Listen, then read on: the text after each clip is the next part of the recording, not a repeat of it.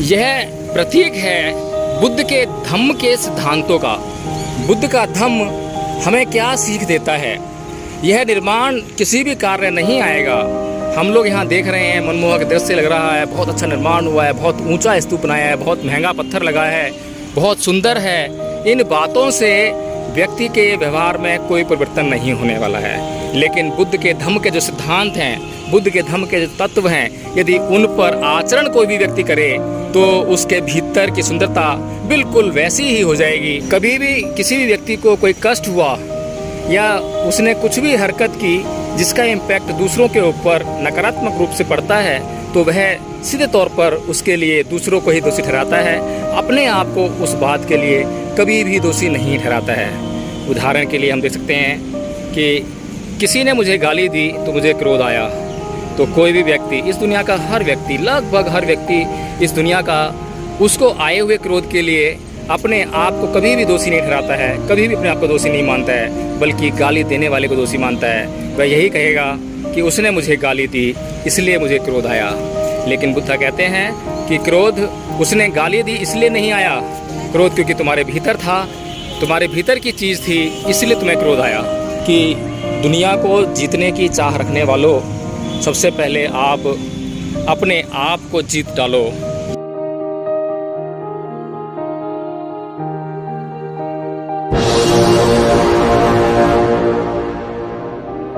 जय भीम, नमो साथियों, आज हैं हम इंद्रप्रस्थ पार्क, जो कि दिल्ली विकास प्राधिकरण के अंतर्गत आता है। और यह पार्क बुद्ध धर्म से जुड़ा हुआ एक स्तूप यहाँ पे बनाया हुआ है आधुनिक शैली में, जिसे आप वहाँ देख सकते हैं। अभी हम वहाँ चलेंगे, उससे पहले मैं यहाँ पर जो एंट्रेंस पर हूँ और जो प्रवेश द्वार है आप यहाँ से देख सकते हैं। और ये जो है यमुना के किनारे पर है। आप देख सकते हैं कि ये जो रोड है जिसके पार में यमुना नदी बहती है, और उसके पार जो है बिल्कुल यहीं से सीधे अक्षरधाम मंदिर है। तो यहाँ हम देख सकते हैं कि इसके साथ में यहाँ पर निज़ामुद्दीन है जगह का नाम, जहाँ पे निज़ामुद्दीन स्टेशन भी है, और यहाँ पर जो है एक मकबरा भी है। और यह जगह काफ़ी प्राइम लोकेशन पर है। ये आप देख सकते हैं कि अंदर का जो दृश्य है, और मैं आपको अंदर लेके चलता हूँ। यहाँ पर ये साइड में पार्किंग है, लेकिन पार्किंग यहाँ पर बहुत महंगी है।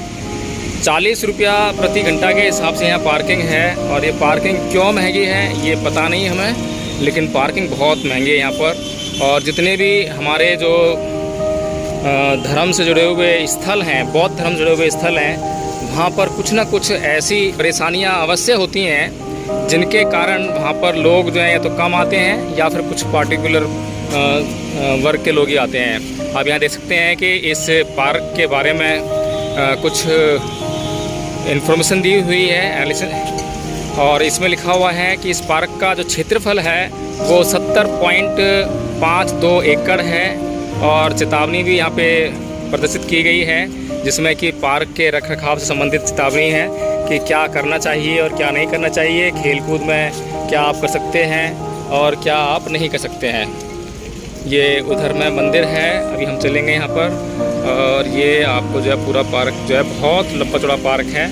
आप कभी दिल्ली आएँ तो आप यहाँ ज़रूर घूमने आएँ। और इस पार्क में क्रिकेट, फुटबॉल, वॉलीबॉल एवं बैडमिंटन आदि खेलना बिल्कुल मना है। फूल पत्ती तोड़ना सख्त मना है, कुत्ता लाना मना है, और आग व चूल्हा जलाना मना है। तो इन बातों को ध्यान में रखकर आप इस पार्क में आएँ।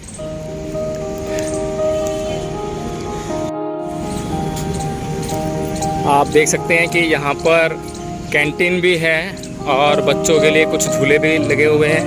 उस साइड से भी हम चलेंगे, और यहाँ पर बैठकर खाने के लिए अच्छी सुविधा है। पार्क बहुत सुंदर है, इसकी घास बहुत ही व्यवस्थित रूप से उगाई हुई है, और ये जो रास्ता है ये भी बहुत सुंदर है।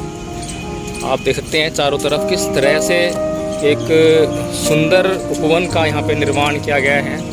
और इस सुंदर उपवन के निर्माण में कितनी अच्छी सोच है, कितनी साफ़ सफाई है यहाँ पर। और ये सामने आप देख सकते हैं एक बुद्ध मंदिर के रूप में आप देख सकते हैं। वैसे तो चैत्य या स्तूप बना करते थे इस तरीके से, तो जो आधुनिक तरीके से इसको बनाने का यहाँ पर प्रयास किया गया है। और हम देख सकते हैं कि जैसे कि जो सांची का स्तूप है, जो उसका प्रवेश द्वार है, उसी तरह का कुछ प्रवेश द्वार यहाँ बनाया गया है। ये एक चिल्ड्रन पार्क के रूप में देख सकते हैं। यहाँ पे बच्चों के खेलने के लिए जो है झूले वगैरह लगे हुए हैं यहाँ पर। और ये अब हम चलते हैं मंदिर की तरफ। यहाँ पर बहुत ही खूबसूरत मंदिर है बनाया है यहाँ पर। और ये मेन रोड है, दिल्ली का रिंग रोड है। यहाँ पर दिल्ली के रिंग रोड के ऊपर है। प्रगति मैदान यहाँ से नज़दीक है। निजामुद्दीन रेलवे स्टेशन यहाँ से नज़दीक है। और इसके पीछे यहाँ पर पुराना किला भी है दिल्ली का। पुराना किला के साथ साथ में यहाँ पर जो प्रगति मैदान है, सुप्रीम कोर्ट है, दिल्ली हाई कोर्ट है। और दिल्ली का ही एक डिस्ट्रिक्ट कोर्ट भी है, जिला न्यायालय, पटियाला हाउस कोर्ट भी लगता है यहाँ पर। और ये सारी चीज़ें यहाँ पर आसपास में ही हैं। और इसके बिल्कुल नज़दीक में है दिल्ली का ITO यानी कि इनकम टैक्स ऑफिस, जो कि दिल्ली में बहुत ही मशहूर जगह है। और यहाँ पर लगभग सभी ऑफिसेज स्थित हैं। और मैं आ गया हूँ अब इस मंदिर के प्रवेश द्वार पर, जो कि सांची स्तूप का जो द्वार है, जो सांची स्तूप का द्वार है मध्य प्रदेश में, बिल्कुल उसके ही बनावट पे बनाया गया है। आप देख सकते हैं ऊपर से लेकर नीचे तक बिल्कुल उसी तरह की बनावट इसमें दी गई है। और हालांकि मैं कभी सांची स्तूप देखने नहीं जा पाया हूँ, लेकिन मैंने जो गूगल पे देखा है, गूगल अर्थ पे मैंने जब सर्च किया था, तो बिल्कुल ऐसी ही दीवारें बनी हुई हैं पत्थर की, जिस तरह से आप देख पा रहे हैं। जो पत्थर की दीवार यहाँ पे छोटी सी बनाई है, यहाँ पर जो है चारों तरफ नहीं बनाई है, लेकिन सांची स्तूप में जो है चारों तरफ ऐसी ही पत्थर की दीवारें बनाई हुई हैं। आप देख सकते हैं कि यहाँ पर इस प्रवेश द्वार से जब अंदर चलेंगे तो यहाँ पर एक निर्देश दिया हुआ है कि कृपया जूते चप्पल उतारें, जो कि कभी भी कहीं भी हम किसी पवित्र स्थल पर जब जाते हैं तो वहाँ की पवित्रता को बनाए रखने का यह एक निश्चित रूप से एक संदेश है, या कहें कि निर्देश है, जो कि हर किसी को पालन करना चाहिए, सम्मान करना चाहिए हमें ऐसे स्थलों का। और यदि कोई भी व्यक्ति ऐसे स्थलों का सम्मान करता है तो वो निश्चित रूप से अपने जूते कह सकते हैं कि क्यों उतारे जाते हैं, गंदगी यानी पृथ्वी पर पड़ी हुई किसी भी तरह की गंदगी से आपके पैरों की सुरक्षा करते हैं। और वे जूते ही हैं जो उस गंदगी को अपने भीतर समाहित कर लेते हैं या उस गंदगी की चपेट में आते हैं, लेकिन आपको उस गंदगी से बचा लेते हैं। तो इस तरह से यह माना जा सकता है कि जूते क्योंकि ज़मीन पर पड़े हुए मल से अपवित्र हो सकते हैं, इसलिए ऐसे स्थलों पर, ऐसे पवित्र स्थलों पर जूतों को उतार कर ही आया जाता है और आना भी चाहिए। तो चलिए अब मैं आपको जो है थोड़ा सा इस बुद्ध विहार के अंदर का दृश्य दिखाता हूँ। शुरू में मैंने आपको बुद्ध विहार करके इसमें संबोधन नहीं किया है, बुद्ध मंदिर करके संबोधन किया है, क्योंकि जो हिंदू परंपरा है और हिंदू लोग हैं या दुनिया भर के जो लोग हैं वो विहार शब्द को नहीं समझ पाते हैं। और विहार शब्द को नहीं समझ पाते हैं, इसीलिए मैंने उन्हें संबोधित करने के लिए, उन्हें समझाने के लिए यह शब्द इस्तेमाल किया, मंदिर, ताकि वे समझ जाएं कि मैं किसी जगह की बात नहीं कर रहा हूं। क्योंकि हमारे दिल्ली में बुद्ध विहार नाम की कॉलोनी भी है। तो जब हम बुद्ध विहार की बात करते हैं, चर्चा में कभी हम कहते हैं कि हमें बुद्ध विहार जाना है, संडे के दिन हमें बुद्ध विहार जाना है, तो लोग सोचते हैं कि ये शायद उस कॉलोनी की बात कर रहे हैं। यहाँ पर अब मैं इसके प्रथम तल पर आ गया हूँ, इस बुद्ध विहार के। यहाँ से आप देख सकते हैं कितना सुंदर दृश्य इस बुद्ध विहार का है। भगवान बुद्ध की मूर्ति लगी हुई है और यहाँ पे लिखा हुआ है नामू म्यो हो रेन के क्यो, इंग्लिश में भी और हिंदी में भी उस लिपि में लिखा हुआ है। हिंदी यानी कि जो देवनागरी लिपि है और इंग्लिश यानी कि रोमन लिपि है। भाषा जो है ये मुझे लग रहा है कि ताइवान की लगती है, अच्छी तरह परिचित नहीं हूँ, शायद वहीं की भाषा हो। और इस तरह हम देख सकते हैं ये बुद्ध की मूर्ति है, नीचे दान पात्र रखा गया है और एक चक्कर हम पहले इस प्रथम तल का लगा लेते हैं। और आप देख सकते हैं कि जो इसकी दीवारें हैं बिल्कुल उसी शेप में हैं जिस तरह से सांची स्तूप मध्य प्रदेश के जो स्तूप है उसके चारों तरफ जो दीवार बनी हुई हैं वो पत्थर की बनी हुई हैं और ये सीमेंट का बनाए हुए हैं। जो है आप देख सकते हैं कि ये जगह जगह से हल्की फुल्की क्रैक भी हो रही हैं, लेकिन वो जो पत्थर की जो दीवारें हैं उनमें आज तक कहीं कोई क्रैक नहीं है। जो कुछ थोड़ा बहुत टूट फुट समय के हिसाब से वहाँ हुआ होगा। और देख सकते हैं कि फ़र्श जो है बहुत ही अच्छी तरह के चिकने पत्थर से बना हुआ है। और ये देख सकते हैं कि यहाँ पर भी ये मूर्ति है, तो कह सकते हैं कि इस बुद्ध विहार का जो निर्माण किया गया है ये उसकी विशेषता है कि इसकी चारों दिशाओं में ऐसे भगवान बुद्ध की मूर्ति को स्थापित किया गया है, क्योंकि ये गोल आकृति का बना हुआ है, स्तूपा आकार का बना हुआ है। और स्तूप आकार का बना होने के कारण इसकी जो कोई भी गोल चीज़ है उसकी 4 दिशाएं निश्चित की जा सकती हैं मुख्य तौर पर। और उन 4 मुख्य दिशाओं को दर्शाते हुए, और यहाँ पर देख सकते हैं कि जो दिशा है, जिस दिशा से हमने आरंभ किया था ये उसके बिल्कुल विपरीत दिशा है। और इस विपरीत दिशा में भगवान बुद्ध की खड़ी मूर्ति है, खड़े हुए भगवान बुद्ध इस मूर्ति के माध्यम से। और हम देख सकते हैं कि यहाँ पर भी एक कुछ निर्माण हुआ है, और ये क्या है अभी चलकर देखेंगे यहाँ पर। और यहाँ पर देखें कुछ पहाड़ों की आकृति पत्थरों के द्वारा बनाई गई है, और बहुत ही खूबसूरत स्थान यहाँ पर जो है बनाया हुआ है। घूमने के लिए बहुत अच्छा स्थान है, कभी भी आप आएँ तो यहाँ ज़रूर होकर जाएं। दिल्ली में आना हो तो ज़रूर जाएं। और ये जो गुंबद बना हुआ है गोल गोल, इसके ऊपर चढ़ने के लिए ये सीढ़ियाँ लगाई गई हैं। और फिर हम एक और दिशा में इस स्तूप के या इस बुद्ध विहार के आते हैं। और ये जो मूर्ति देख रहे हैं इस दिशा की, इसमें भगवान बुद्ध विश्राम अवस्था में हैं, विश्राम कर रहे हैं, लेटे हुए हैं। और हम फिर धीरे धीरे अपनी उसी दिशा में पहुंच रहे हैं जिस दिशा से हमने इस स्तूप का या इस बुद्ध विहार का भ्रमण शुरू किया था। और अब हम इस बुद्ध विहार या फिर इस स्तूप के द्वितीय तल के ऊपर हम जो है चढ़ेंगे, उसका भ्रमण करेंगे। और ये देखिए बिल्कुल नज़दीक से जो मैंने नीचे से आपको पढ़कर सुनाया था वो आप स्वयं पढ़ सकते हैं, रोमन में और देवनागरी लिपि में लिखा हुआ है। और ये भगवान बुद्ध की अभय मुद्रा वाली स्थिति बैठे हुए हैं। और इसका भी मैं आपको जो है उसी प्रकार से एक चक्कर लगाकर भ्रमण करा देता हूँ, ताकि आप यदि यहाँ आने में सक्षम ना हो, यदि यहाँ पर ना आ पाएँ, तो कम से कम इस वीडियो के माध्यम से आप इस पवित्र स्थल के दर्शन कर सकें। ये इस दिशा के भगवान बुद्ध जो कि नीचे से मैंने आपको दिखाया था, और ये उसी प्रकार की दीवारें उसी तरह से बनाई हुई हैं, बिल्कुल जैसे नीचे बनाई हुई हैं।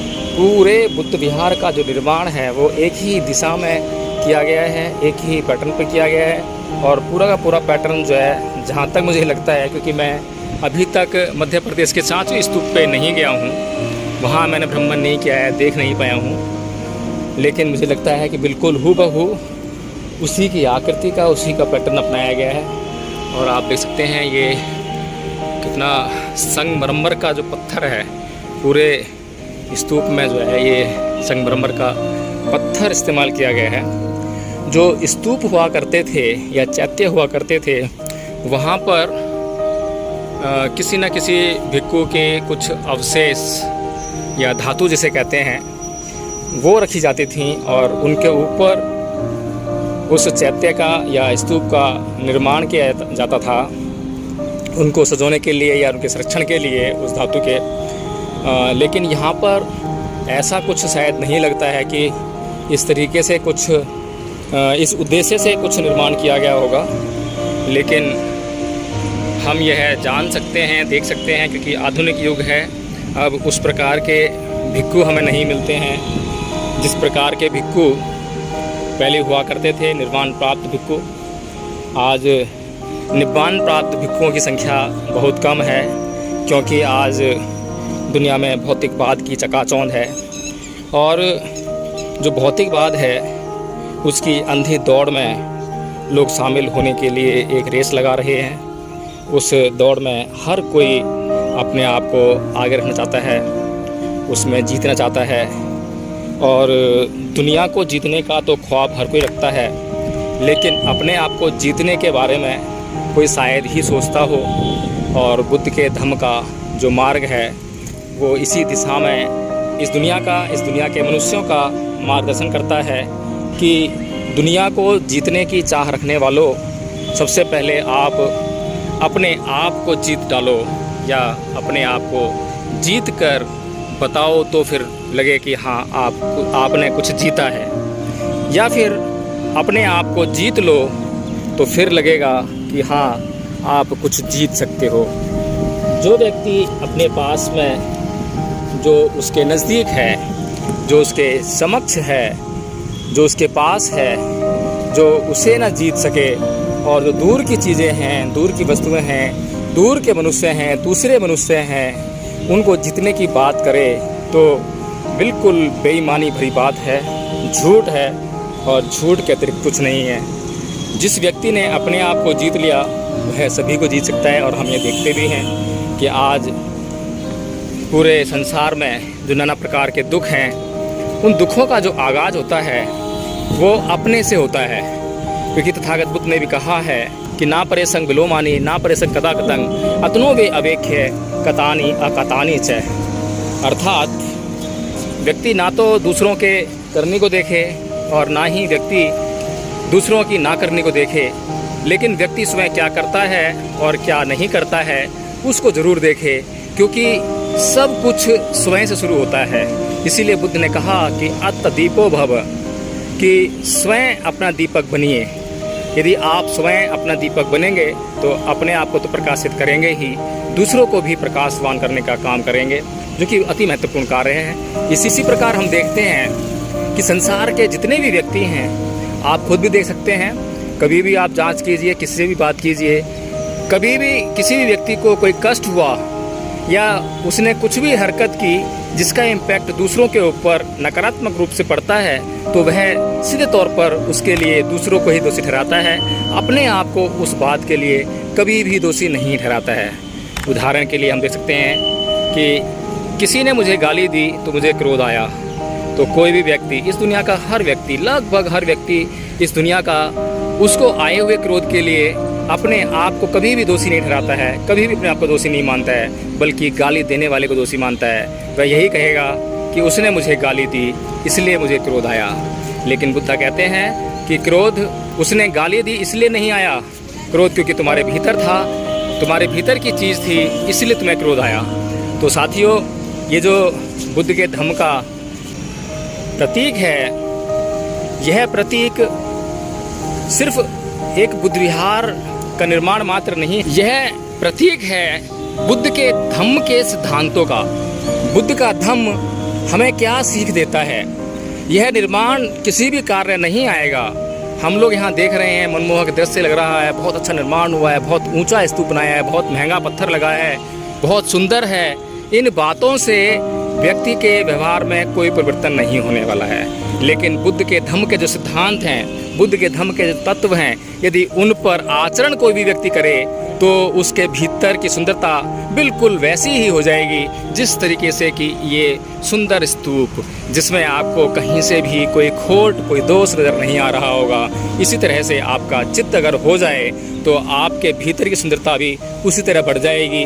इसीलिए कभी भी हमें अपने चित्त की शुद्धता पर जोर देना चाहिए और दूसरे क्या कर रहे हैं, क्या नहीं कर रहे हैं, इस बात पर हमें ज़्यादा चर्चा नहीं करनी चाहिए, ज़्यादा सोच विचार नहीं करना चाहिए, क्योंकि दूसरे क्या कर रहे हैं, क्या नहीं कर रहे हैं, उससे हमारे ऊपर इतना प्रभाव नहीं पड़ता है जितना कि हमारे अपने करने और ना करने से पड़ता है। तो साथियों, इन्हीं बातों के साथ मैं आपसे विदा लेता हूँ। जय भीम, नमो बुद्धाय। और अगर आपको मेरा यह वीडियो और ये जो मैंने आपको यहाँ बुद्ध विहार के दर्शन कराए हैं, जिसे इंद्रप्रस्थ पार्क कहते हैं, मिलेनियम पार्क भी कहते हैं, और अगर आपको यह वीडियो और यह दृश्य जो मैंने आपको दिखाया है यह आपको पसंद आया हो तो आप कृपया करके मेरे इस चैनल को सब्सक्राइब कर दें, इस वीडियो को लाइक और शेयर जरूर कर दें। शेयर इसलिए कर दें ताकि अन्य लोग भी इस वीडियो को देख सकें और इस जगह को देख सकें, इस जगह के बारे में जान सकें कि ये जगह कहाँ पर है। और जब भी कोई व्यक्ति पूरी दुनिया से दिल्ली आए तो दिल्ली में आने के बाद वो इस स्थान पर ज़रूर आए और यहाँ पर आकर बुद्ध के धम्म की प्रेरणा ले और अपने जीवन को संवार सके। जय भीम, नमो बुद्धाय।